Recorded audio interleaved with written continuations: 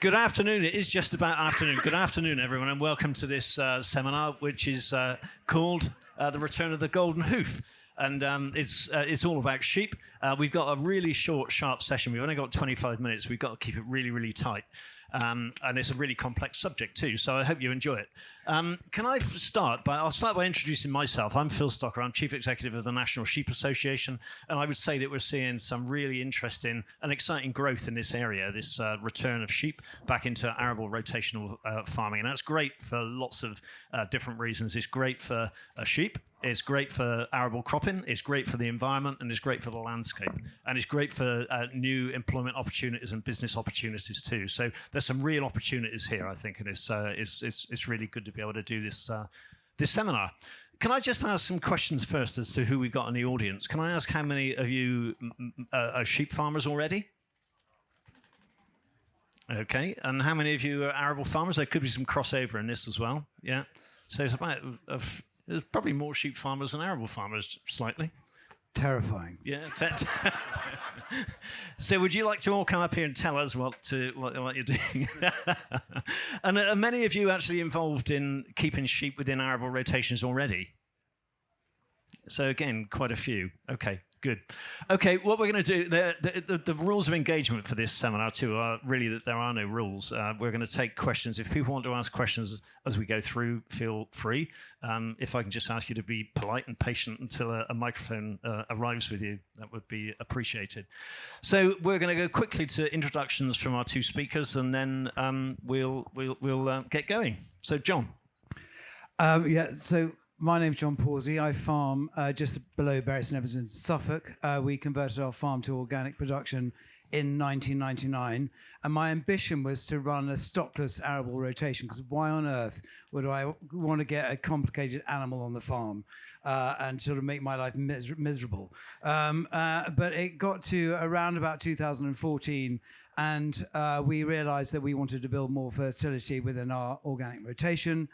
So I wanted to go to 2 to 3 year lays rather than the single year of just fertility building we were doing. And so I looked at all the different options available to me in terms of livestock, and I just saw sheep as the lowest capital cost of actually getting livestock onto the farm. So I think we had the first 250 lambs arrived on the farm in 2014. Great. Thank you, John. And over to Robert Spink. Yeah, I'm Robert Spink. Farm near Bury St Edmunds as well, in between Bury St Edmunds and Diss in Suffolk. Running 600 New Zealand Romneys, lambing outside, outwintered. On top of that, through the winter time, we take on about 3,000 lambs, store lambs coming on keep to us, which we run over various different arable farms and with different arrangements with landlords. Probably over the whole year, we'd work with sort of 15 or 20 different landlords, all on varying different arrangements. Lambs are sold fat through AQM. Good. Thanks, Robert. So it's funny how the world goes around in circles, isn't it, really? I can remember back to starting my farming career and working on a large arable estate in North Wiltshire, actually. And at that time, we used to call the sheep the golden hoof, and they were an integral part of the farming system, I guess, as was grass within a rotation. And we used to use the sheep for maintaining permanent pasture, but also for helping to establish new lays by encouraging those lays to root and tiller out. We used to use the sheep actually for grazing winter cereals, particularly oats during the winter time, to try to encourage tillering and help control diseases as well. And I would say that that was a very sustainable system, and we all know that agriculture changed in that time. The sheep industry has changed massively over that period of time, and I think we're at a really exciting stage now where we're using technology in a really smart way so that we can choose the right sheep. We can really try and track parasite loads. We can try and understand disease pressures more, control diseases, and we've got things like electric fencing that we can move around the farm as well. We've got a much better choice, I think, of sheep genetics in terms of what we put on our farms as well. So we're in a much better place, I think, to see that reintroduction of sheep. But you've got to start somewhere. We're rebuilding an agricultural system, if you like, and you've got to start somewhere. And I guess you start by thinking about how you go about it and where you source sheep from and which sheep you'd want to bring in. So, John, how would you? So we wanted a breed that could lamb outside and actually, be contained within electric fencing, which generally they are. And so we started looking at different breeds, and I went to the big event, the NSA event near Wales. Is it actually in Wales or near Wales? Malvern. It's near Wales. Near Wales, yeah. okay. And so I went to that on my own. First of all, I realised that sheep people are really friendly. Arable people are really dreadful, and they're really friendly, and also a lot more. There's a lot more. There's boys and girls all involved as well, which is arable's all about men, actually, to be quite honest. It's a doubly dull. So that was really exciting, and so we looked at lots of different breeds, and we sort of settled on there was an Easy Care, there was a Clin, and there was the New Zealand Romney. And so it was about how do we get hold of them, but how do we choose that? We ended up with the New Zealand Romney. We now got about 1,000 of them. But actually what happened, they were so sort of comparable in what they might deliver. And there was one Sunday morning, Alice and I were lying in bed, and Alice said to me, can I just have a look at the 3 different breeds you're thinking about? And we looked at the 3 different breeds, and we thought the Romney looked slightly more attractive. So that's the only reason why we went down that route, which I think is a very good way of picking what I knew is I didn't want one that looked like a pig, which is a Texel. But funnily enough, we're actually crossing one with a Texel at the moment. But anyway, sorry, I probably said a dreadful thing there. And also organically, what I was really worried about was also getting lots of sheep from different farms brought on the farm for sort of biosecurity reasons. And so I did actually get a derogation to buy 250 lambs from a lovely man called Harry Metcalf down in near Romney Marsh. And we were able to just do that in one block for sort of health reasons. And then we bought another 250 the next year, and then after that we bred from our own replacements. But breed is really important, especially in an organic system, but also in a system where actually want it to be extensive. And John, you took the decision to set up a breeding flock, a flock of ewes and obviously breed lambs and to sell lambs. But Robert, there's other ways of going about this too, isn't there, really? Particularly with this interest in, I suppose, more sensitive management of many of our uplands as well. You don't have to have a breeding flock. No. Well, there's a massive part of what we do now is taking sheep in on keep, which can take various different forms. There's plenty of people that put ewe lambs down for the winter time, but how we do it, we take on store lambs from somebody up north. They come in, we put them onto cover crops, turnips, etc., and we'll finish them for him and send them off fat. But it doesn't have to be to that extent. I mean, you could just run sheep through and sell them again. So there's various different ways of doing it. I think what John said there, about the biosecurity stuff is, incredibly important, really. Particularly if you're going to try, if you're going to try and do both. I mean, we've fallen foul of it, a couple of times over the years, but we're now running, different farms with the store lambs away from the ewes, etc. And we have done that right through, but we're very, very adamant that we do it like that. But I think the only thing, whatever you do, is start right. Would be my, one thing I'd say from what I've done is just start right with your biosecurity and move forward from there. But no, certainly there's so many different ways of going about the job. Mm-hmm. It is so important to start right, isn't it? There isn't enough room for error. There's no room for error or a margin for error, is there really? You've got to try to start right and take advice.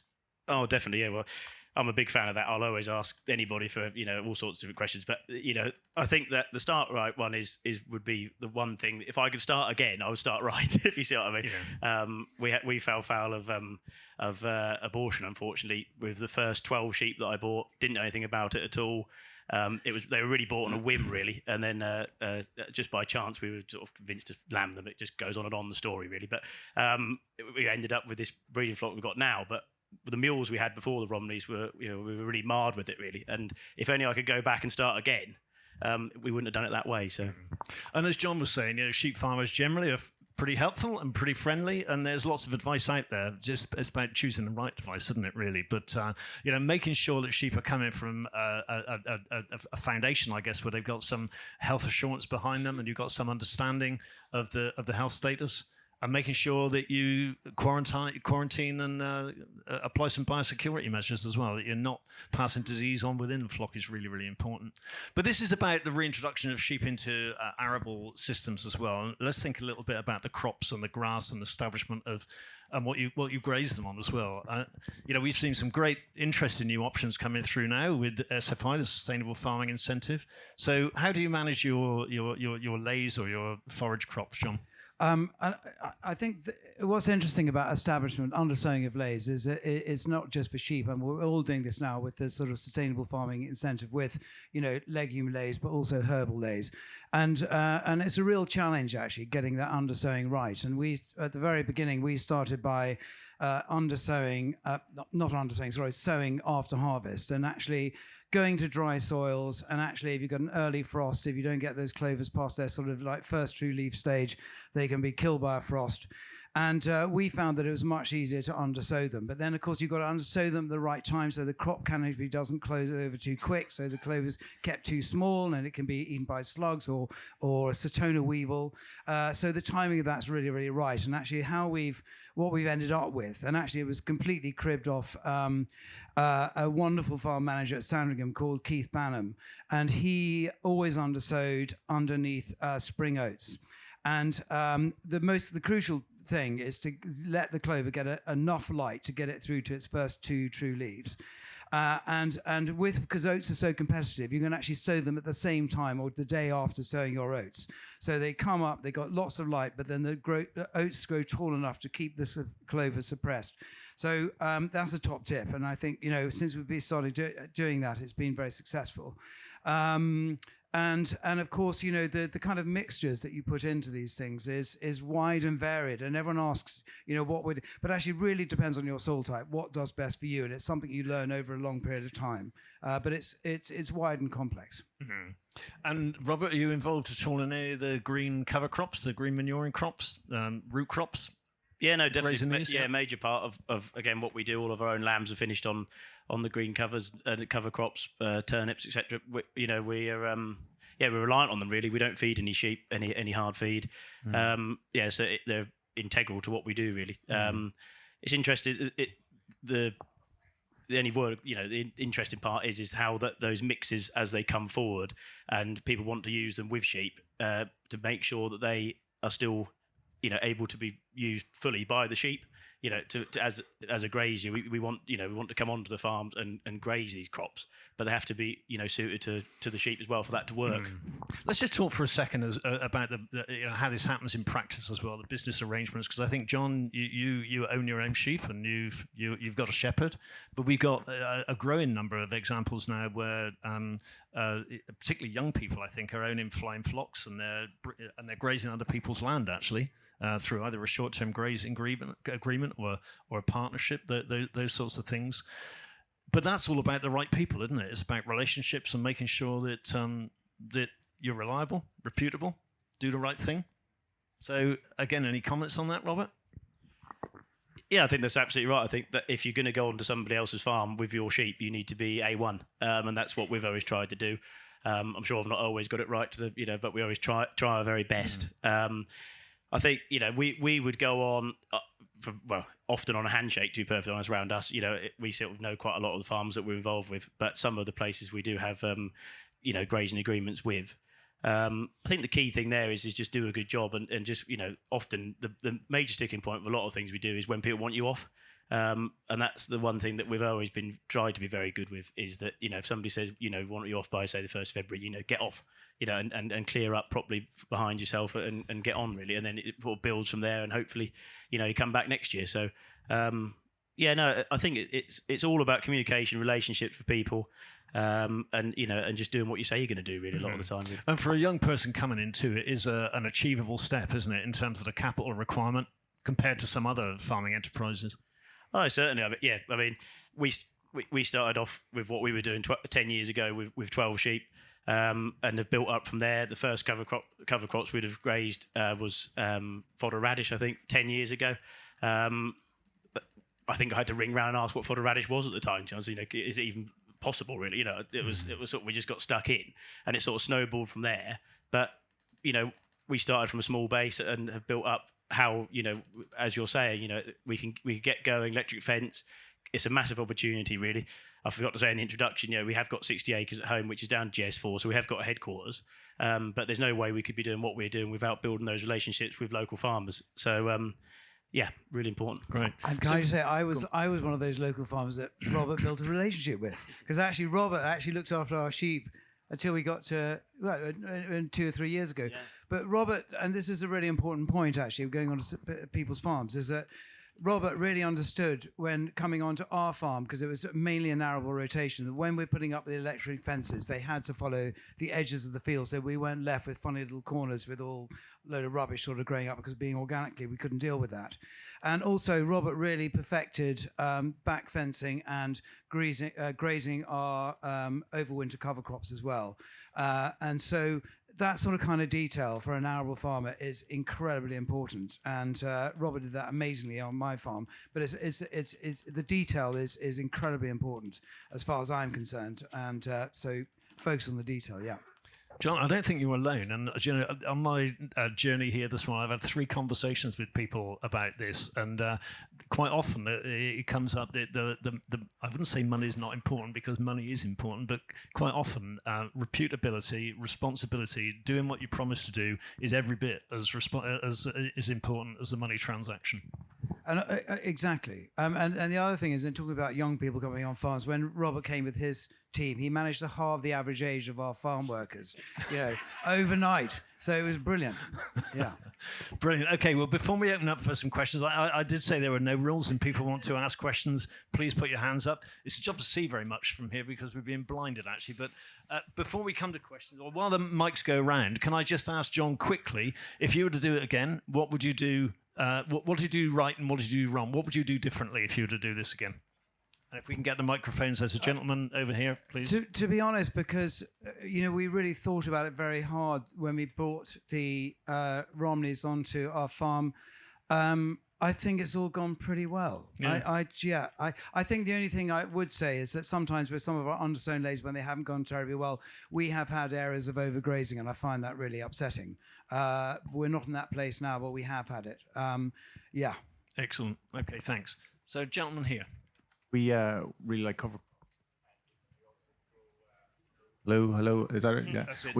It's gone again. Okay, we grow oilseed rape in our rotation, and we grow cover crops, and we have sheep. Gone again. How do I do it? Like this. When we are trying to grow for grazing, and about. Is it? It's breaking up. Is there another microphone? Sheep with no brassicas. What is the mix when you drop the brassicas? Would you have any recommendations on what you can grow if you Dropping brassicas. Yeah, if you want to mind your oilseed rape rotation and you want to grow cover crops for sheep, what do you like? Can you repeat the question? So is it that if you're trying to dropping brassicas because of the oilseed rape rotate in the rotation, what would you look to do? What grow? What would you grow? What would I grow? All I would say is that so when we've gone onto farms that I think are possibly in the same position as you have been, we'd be grazing things like black oats and vetch and phacelia maybe, which has worked well over the years. I'm not sure if that's really the right answer, but that's I think that's linked to the oilseed rape job. So the black oat, vetch, radish. I'm not sure would that go into the mix for that. I'm not sure, but so maybe some more of those. Or forage rye is another one we've grazed over the years. You can get quite a good, big mass of grazing there for in terms of the sheep side of things. So. John, have you got anything to add on that? Or not really? No, I mean, the only thing is that, we buckwheat. There's a problem with buckwheat with, sheep grazing that. We've always put a bit of buckwheat in. It's been very low levels, and we've never seen a problem. But I would quite like to, as an arable farmer, because of the phosphate relationship, I'd quite like to put some more buckwheat in, but probably not great for sheep. Yeah, it's a balance, isn't it? Really, I mean, everything you grow won't be ideal for sheep. Some will be planted purposefully for feeding sheep, but they will be green cover crops. Yeah. Okay, more questions, more hands up. There were more. This gentleman here. So I guess it's a question particularly for Robert. You talked about 15 to 20 different types of relationship you've had with farmers and landowners, and just what your advice would be as the one that works best for both sides. The one where he gets it for free. I'm yet to find that, actually, John. I'm working on it. No, yeah, both sides. So I suppose, as I say, a lot of the stuff that we do, if you're talking about agreement, sort of arrangements, shall we say, I mean, obviously you can go right into the share farming side of things, which admittedly I haven't gone down that road really. But and when I worked with John at Shipman Park Farms, we sort of went in as we managed the sheep for John, sort of thing. So that it wasn't really a share arrangement in that sense. But in terms of like looking at things like grazing licenses and sort of the other way, the handshake, basically, really, I suppose my advice there would be is try and find a middle ground that would suit, that covers all bases. If there's no reputation involved with the person you're trying to deal with, perhaps, or there's no references or whatever else, and obviously perhaps a license in that sense and get everything on paper, may be useful. I mean, to me, it's no detriment to me to have it all written down and all the rest of it, sort of thing.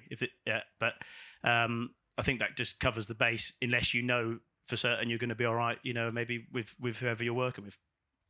Does that answer your question? Yeah. So much of it comes down to the individuals, doesn't it, and the people, and I guess there's lots of examples where people come in on a handshake agreement, and they get to know each other, and then a longer term arrangement can come in on the back of that, possibly.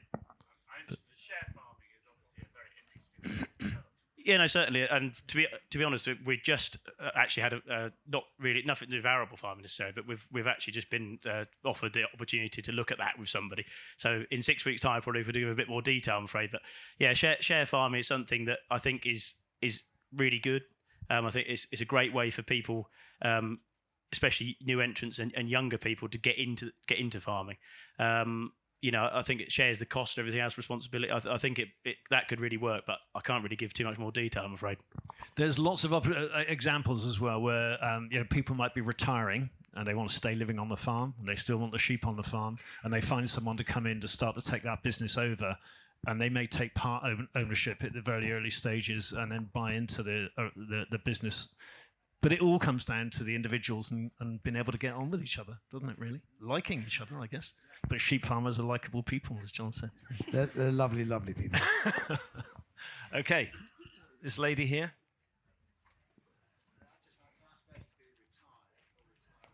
Hold on for one moment. If we can get to the... Hold it at the top and stand up, it'll be better. No. Oh, okay. Thank you. I'm. It's on. It is Yeah. now, yeah. And I've just forgotten your name now, but it was interesting. With we want to get livestock back on the farm. We're coming out of arable, and we're taking about 57 hectares out this coming autumn, and then put into grass. So we're going to look for stock. Do you think there's going to be enough stock to go around to graze all these cover crops and all that sort of thing in the future? And I agree, it's a good opportunity for young people, perhaps, but not, where we all get covered, as it were. Where are you? Where do you farm? Near John Pawsey, actually. Okay, yeah. But he won't come. He's organic. He won't manage to. Yeah. Sudbury. Yeah. I mean, like as a general trend, I think we're seeing sheep numbers in the lowlands on the increase, and that is probably on the back of this interest in the reintroduction of grass and more rotations and more multifunctional systems, I guess. And at the same time, we are seeing ongoing pressure on sheep numbers in the uplands, and I think we're likely to see that continue. I think that if we get it right, we'll maintain our national flock numbers. And there's certainly nothing in the market that would suggest that we couldn't do that. The market is very, very strong globally. I think, there's always going to be volatility in our market, but globally, I think our market is set to be fairly positive for the foreseeable future. So in theory, there should be enough numbers around, but it's all about getting to know people. Again, I think that's somewhere the National Sheep Association can help. We can certainly bring people in contact with each other, and we are working at the moment. We're just about soon to launch, Nicola, a new marrying up bureau, I guess, where we've got sheep farmers that are looking for grazing. The arable farmers could, look into as well to try and create those links. So, we've been doing that very successfully for many years in terms of connecting vets together with sheep farmers for lambing support, and we're going to roll that out to a land sharing arrangement as well. And just going back to the upland situation, if you follow what's been going on Dartmoor recently, and in the Lake District as well, there's going to be much more pressure on those uplands, I think, in terms of the right numbers of sheep at the right time in the right place. And that will mean that more and more of those farmers are looking for periods of the year when they can move their sheep down onto arable farms or dairy farms or whatever, somewhere else. So, but that's, again, it's about bringing the right people together, and making sure that their two systems, I guess, can work alongside each other. But yeah, thank you. This lady here, please. Yeah. On this left-hand side. Yeah, down this side. Yeah. Just down there on the right-hand side. Thank you. Okay. No, it's already on. Okay. We've talked a little bit about whether the sheep farmer should get the grazing for free or not. Is it time that arable farmers started paying the sheep farmers for the value that they put in? And what is the NSA doing about promoting those benefits to help the sheep farmers? Okay. I think it's a stupid idea. I was going to say yes and close the session there and then. But, Do that. But actually, I think it's a very good question, and I think you're right. And I think it's actually, where do you place the value? We're actually still trying to. It's difficult within a rotation. So we've actually only done 1.5 rotations since we've had sheep on the farm. And really, I feel we've got to go 3 to really understand what benefit they're adding. So it is really difficult, but I think it's a really good question, and I think absolutely, definitely needs valuing more. yeah, definitely. Robert, anything to add on that? No, I agree. I think, well, obviously I agree. I think over the years, particularly this year, it sort of dawned on me, actually, what the lady's saying, that I've been a lot more or less keen to actually, be going out and when we first started, you would get out and find places that you're happy to pay to do it and all the rest of it and get stuck in and everything else. But I think that more and more people sort of say, oh, will you come and sort of graze this off? It will save mowing it or something like that. Or will you come and, can we graze this? It's, gone too far. Or feel like you're doing a job for somebody. I then starting to feel more and more reluctant to be paying as much as perhaps we have done. So I think hopefully that, that relationship can become more and more mutual, really, and benefit of each other. And it's interesting. A lot of my friends locally around Suffolk are arable farmers, and a couple have said that people should be paying you, and you sort of laugh it off, and then you start thinking actually, perhaps they should be. So I think it's an interesting point, and it'll be interesting to see where as it goes forward another 5 years, perhaps where we are at that point. I don't know. It comes back to what John said. Really, it's understanding the value, isn't it? It takes some time to learn the value, really. But in terms of what we're doing, then I mentioned this marrying up bureau that we're developing. But we've also got a report here. If anyone wants to pick one up, it's called. It's about the role of sheep within arable rotations, really. So again, we'll carry on that theme for some time. And if anyone wants to come to the sheep event on the 30th of July at Malvern at the Three Counties Showground, again, this will be a topic that will be up for discussion there as well. So thank you very much for attending, and thank you very much to John and Robert.